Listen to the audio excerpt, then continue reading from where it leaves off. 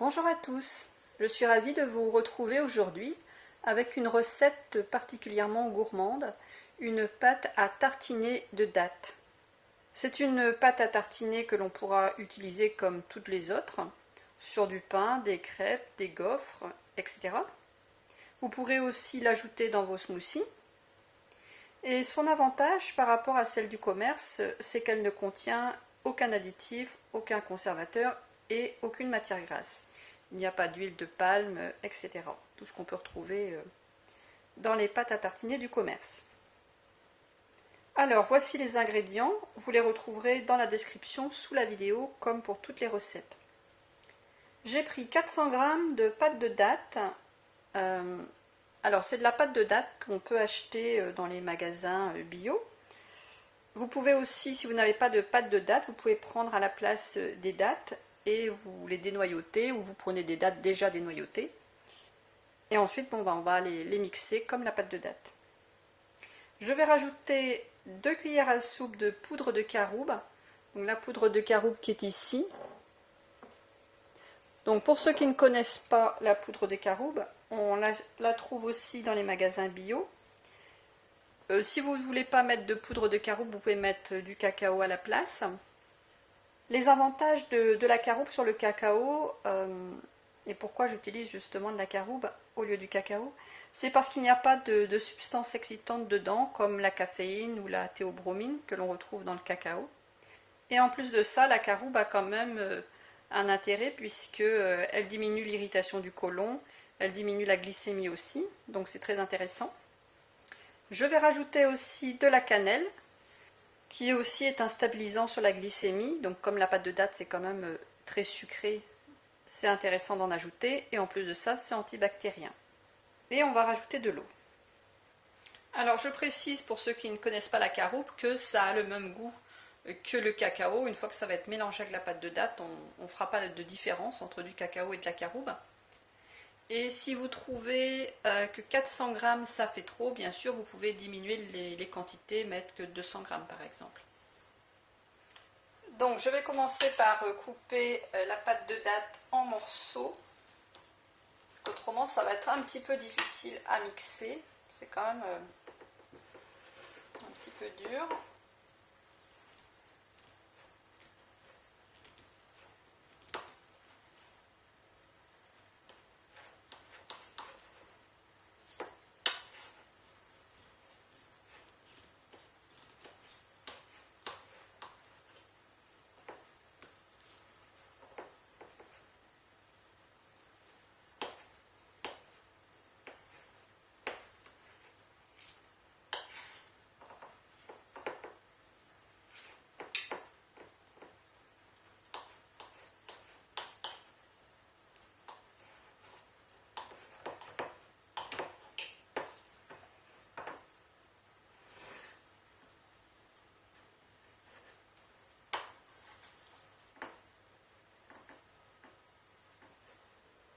Donc vous voyez, j'ai tout coupé en morceaux, ça sera plus facile à mixer. Donc pour mixer, on peut utiliser soit un mixeur plongeant ou un robot. Vous faites avec ce que vous avez.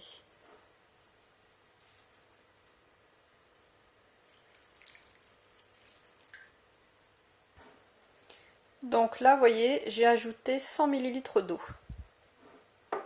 Et maintenant, je vais mixer.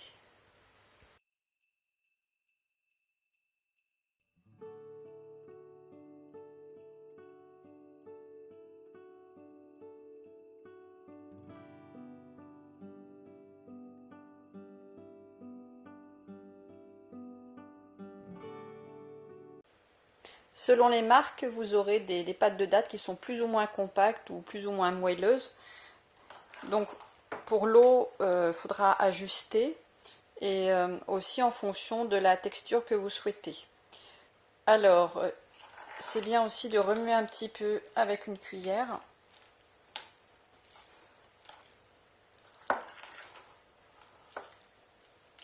Voilà, maintenant je vais continuer et d'ajouter l'eau petit à petit.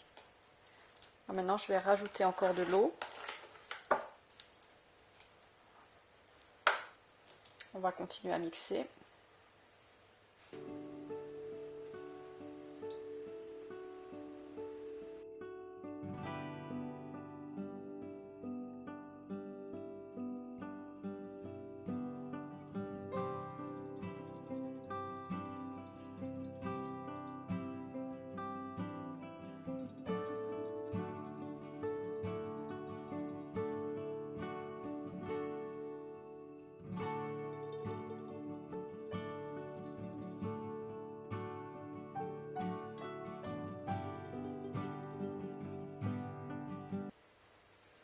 Quand on arrive à une texture comme ça, de genre crème, c'est maintenant qu'on va rajouter la cannelle et la caroube.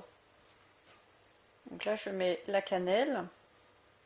Moi, je mesure pas, hein, je mets comme ça. C'est mieux de mélanger après chaque ingrédient, ça permet de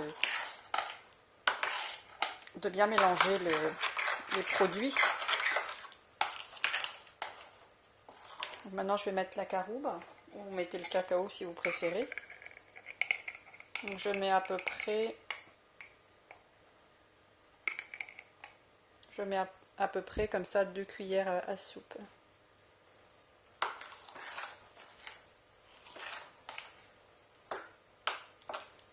On voit tout de suite que ça change de couleur, hein, que ça donne vraiment la couleur chocolat.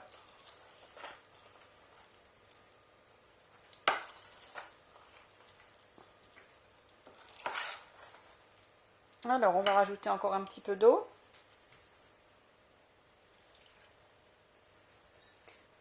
Donc je rajoute encore 50 centilitres d'eau. Alors vous voyez, c'est très rapide à faire, ça se fait en 5 minutes. Mais il faut mélanger au fur et à mesure les ingrédients, pas mettre tout en même temps. Donc là, on remue le tout. Donc on remue bien l'ensemble.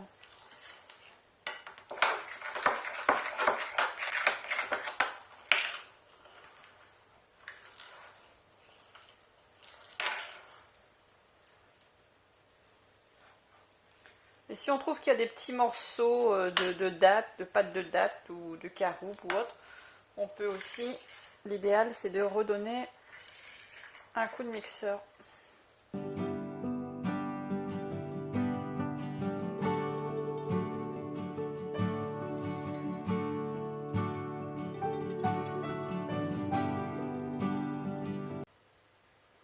Alors je viens de goûter, c'est vraiment super bon. Donc pour les quantités, j'avais mis 400 g de pâte de date et 250 ml d'eau. Bien sûr, si ça fait trop pour vous, vous pouvez par exemple diviser par 2. Alors pour vous montrer la texture, par exemple là je prends un couteau, vous voyez, ça s'étale super facilement. Si admettons vous voulez en mettre sur du pain ou des crêpes, vous pouvez l'étaler très facilement. Bon, je parle toujours de faire des crêpes parce que je suis en Bretagne. Et alors ici, les crêpes, on en mange tout le temps. Voilà, c'est pour ça, en fait. D'ailleurs, j'avais fait des vidéos sur les crêpes. Je vous les remettrai à suivre et dans la description si vous voulez. Alors maintenant, je vais remplir les bocaux. Pour cela, j'utilise des bocaux en verre de petite taille. Alors personnellement, je les stérilise. Je les fais bouillir 20 minutes dans un grand faitout rempli d'eau. Mais en fait, je vais congeler ces bocaux. Donc c'est vrai que la stérilisation n'est pas obligatoire, mais j'ai gardé l'habitude de stériliser les bocaux quand je faisais de la confiture et que je ne la congelais pas. Donc je vais les mettre au congélateur. J'avais fait une vidéo il n'y a pas très longtemps sur justement la confiture avec peu de sucre. C'est une vidéo détaillée sur laquelle j'explique comment je fais de la confiture avec peu de sucre et je la congèle. Donc ici pareil, je vais congeler. Évidemment il n'y a pas, c'est pas cuit donc c'est cru. Il n'y a pas de conservateur, il n'y a pas d'additif. Donc si je la congèle pas, ça va pas se conserver comme ça pendant très longtemps au réfrigérateur. Et vu la quantité, je vais pas la consommer en quelques jours. Donc c'est pour ça que je congèle. J'ai rempli les bocaux, je vous conseille pour cela d'utiliser une petite cuillère, parce qu'avec une grande, c'est plus difficile. Alors, comme vous constatez, je n'ai pas rempli les bocaux jusqu'en haut, parce que à la congélation, comme vous le savez, ça augmente de volume. Donc pour pas que le verre casse, il ne faut jamais remplir jusqu'en haut. Donc maintenant, je vais mettre les bocaux dans le congélateur. Et puis ensuite, quand je voudrais en consommer, j'en sortirai un. Je le garderai ensuite dans le réfrigérateur. Ça se conserve quelques jours au réfrigérateur, pas beaucoup plus, parce que n'oubliez pas que c'est cru. Voilà pourquoi il faut utiliser des petits bocaux. C'est vraiment très rapide à préparer, c'est délicieux, c'est très sain. N'hésitez pas à partager cette recette si vous pensez que ça peut intéresser quelqu'un. Je vous remercie d'avoir regardé la vidéo. Si vous aimez, vous pouvez liker, laisser un commentaire. Pensez aussi à vous abonner et à cliquer sur la cloche pour recevoir les vidéos suivantes. Je vous souhaite une bonne journée à tous et je vous dis à dimanche.